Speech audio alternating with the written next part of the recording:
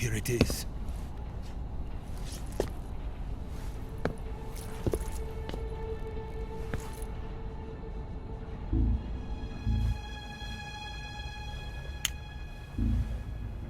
You can count on me. What about the philosopher's legacy? I don't know anything about that. What are you? Are you trying to kill me? What's the matter?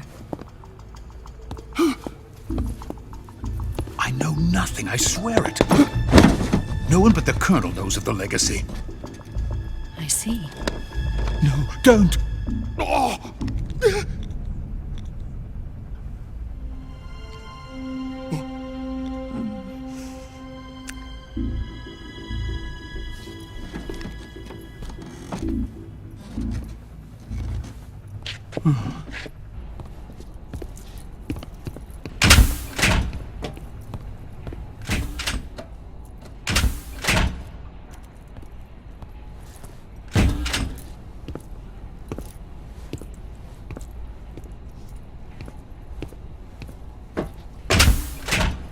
Who's there?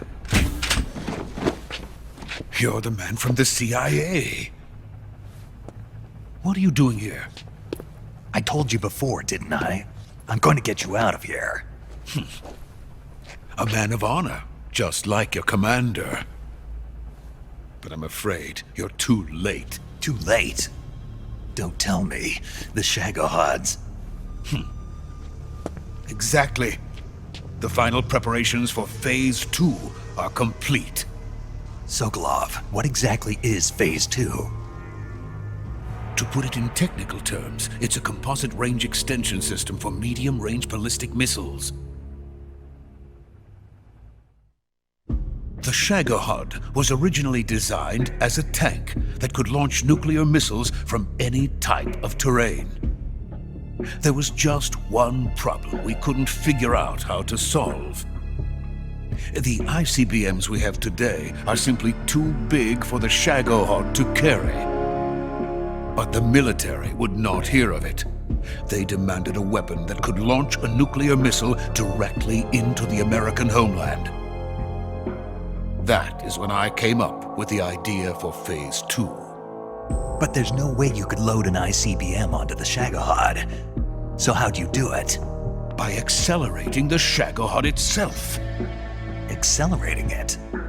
In Phase 2, a rocket booster unit is attached to the frame of the Shagohod. The unit incorporates the same technology used in the Vostok rocket that sent Major Gagarin into space. Using this booster, the Shagohod can achieve a land speed of over 300 miles per hour. That monster can go more than 300 miles per hour? Yes. And from this state of accelerated motion, it launches a nuclear missile. So, the Shagohod acts like the first stage of a rocket. Yes, precisely.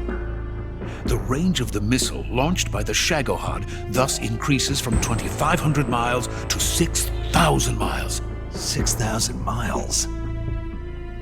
That's enough to strike anywhere in the United States. Not only that, with the Shagohod, there's no need to construct giant silos like the ones used to house ICBMs. All you need is a runway about 3 miles in length, or its equivalent. And you can launch a thermonuclear strike against any location in the United States from anywhere in the Soviet Union. It cannot be detected by spy planes or satellites. It's a mobile fortress, capable of deploying in secret and launching its payload at any time. A weapon from hell. A completed prototype now sits in the hangar. At present, it is the only one of its kind. But Volkin is planning to mass produce them based on that prototype. And deploy them all over the Soviet Union. Yes, and that's not the end of it. He's going to ship them to Eastern Europe, to Asia, to all the countries of the Eastern Bloc. Even worse, he intends to use the Shagohod as bait to foment armed uprisings among dictators, ethnic insurgents, and revolutionary groups throughout the Third World. His funds are nearly limitless. He could start mass production tomorrow if he wanted. The real reason that tensions between East and West have settled into a Cold War is because each side fears the other's power. Deterrence. The idea of using threats to keep one's enemy in check is the perfect word to sum up this state of affairs. But the Shagohod goes far beyond the level of threat. It will render the concept of deterrence utterly meaningless. If such a weapon is unleashed on the world, it will not be long before all nations are engulfed in conflict. The Cold War will end, and the entire planet will be consumed by the fires of war. Vulcan and the Shagohod will be at the center of it all.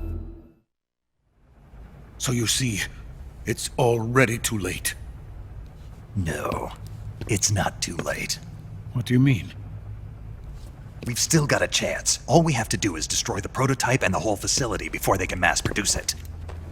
But just tell me what I need to do to destroy this place. all right. The liquid fuel used in the rocket engine is stored in a tank. If you can blow it up somehow, some C3 ought to be enough to blow the entire hangar to smithereens. C3? You mean that cutting-edge plastic explosive? It could be molded into any shape. The bomb of the future. Where can I get it? There was some in the armory here, but it's gone now. It was stolen by a female spy who was here a minute ago. Eva? No, that's not her name. Her name is Tatiana. She made her way in here by becoming Vulcan's lover. I thought she was your lover. Mine? Oh no, she is Vulcan's lover. This is my lover.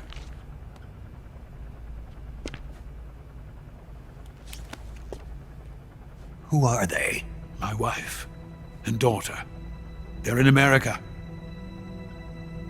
Now I remember. Your family is in the custody of the CIA. How long has Tatiana been here? Only a few weeks. A few days before the Virtuous mission, then. She said that Khrushchev sent her. What did you just give her? All of the experimental data for the Shagohod. Please, it is essential that you destroy the Shagohod. I will, but first I've got to get you to safety. No, I'm not going. My mission is to rescue you. Leave me. Sokolov! Khrushchev has abandoned me. I cannot return to my country. I would most certainly be sent to the gulags. What about the US? Yes, I once thought of that.